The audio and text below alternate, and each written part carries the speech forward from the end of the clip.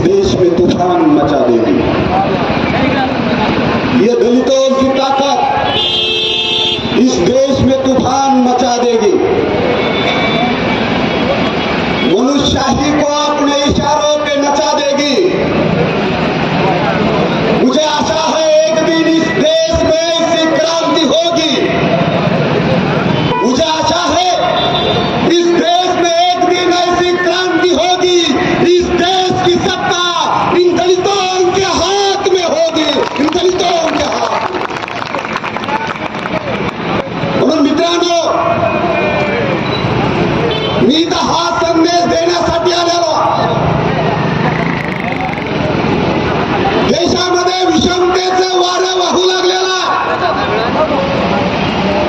या विषमतेच्या वाऱ्यामध्ये माझा समाज भरपडू नये ही माझी प्रामाणिक इच्छा आहे। त्यासाठी मी तुमच्या जिल्ह्यामध्ये आलो।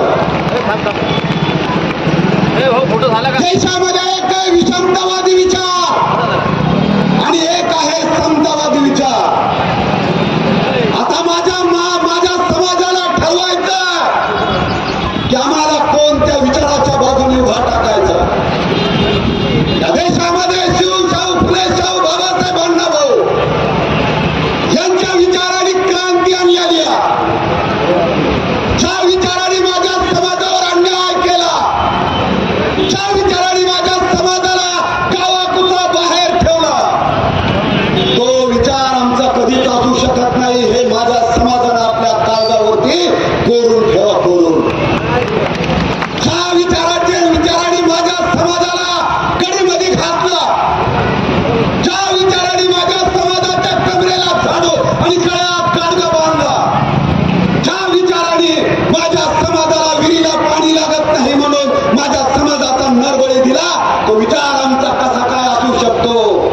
तो विचार आमचा असू शकत नाही। म्हणून येणाऱ्या काळामध्ये माझ्या समाज बांधवांना एवढंच सांगायचं आणि माझ्या बौद्ध बांधवांना देखील मला एवढंच सांगायचं की बाबासाहेबांनी सांगितलं होतं, जा आणि तुमच्या घराच्या भिंतीवर लिहून ठेवा, तुम्हाला या देशाची शासनकर्ती राज्यकर्ती जमात बनायचं।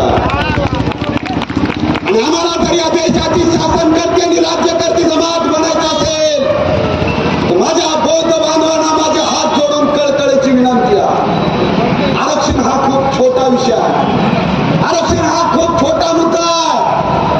माझ्यासारख्या कार्यकर्त्याला तुम्ही विचाराल तर मीच तुम्हाला सांगेल, आपल्याला या महाराष्ट्राचा मुख्यमंत्री आणि उपमुख्यमंत्री बनायचं आहे। हे स्वप्न आमचं असलं पाहिजे। माझ्या बौद्ध बांधवांनी इथला मुख्यमंत्री व्हावा आणि मातंगाला उपमुख्यमंत्री देखील होऊ द्यावं। म्हणून मला वाटतं आपली लढाई ही विचारांची लढाई असली पाहिजे। आपली लढाई ही शिव फुले शाहू बाबासाहेब अण्णाभाऊ साठे यांना अपेक्षित असणाऱ्या समाजाची लढाई असली पाहिजे।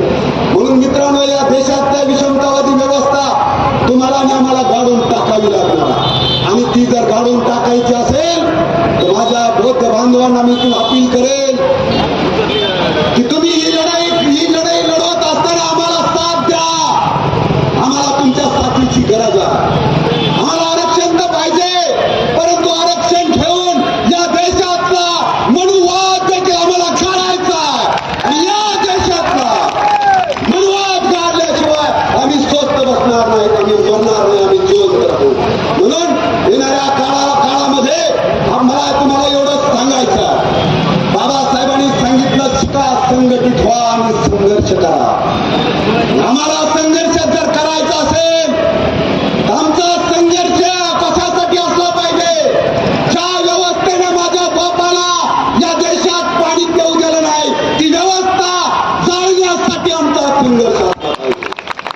ज्या व्यवस्थेनं आमच्या बापाला म्हणजे डॉक्टर बाबासाहेब आंबेडकरांना शाळेच्या बाहेर बसवलं, ती व्यवस्था या देशातून हद्दपार करण्यासाठी आमचा संघर्ष असला पाहिजे। आमचा संघर्ष अण्णाभाऊ साठेला शिकायचा असून देखील या देशामध्ये शिकू दिलं नाही। ती व्यवस्था कोणती आहे, ही व्यवस्था तुम्हाला आणि आम्हाला समजून घ्यावी लागणार आहे। आणि आज विषमतावादी विचार माझ्या समाजाला भरकटण्याचं काम करत आहे, परंतु भावांनो जागे व्हा।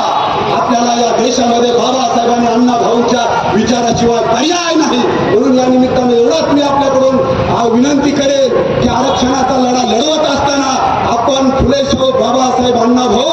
यांना सोडून यांच्या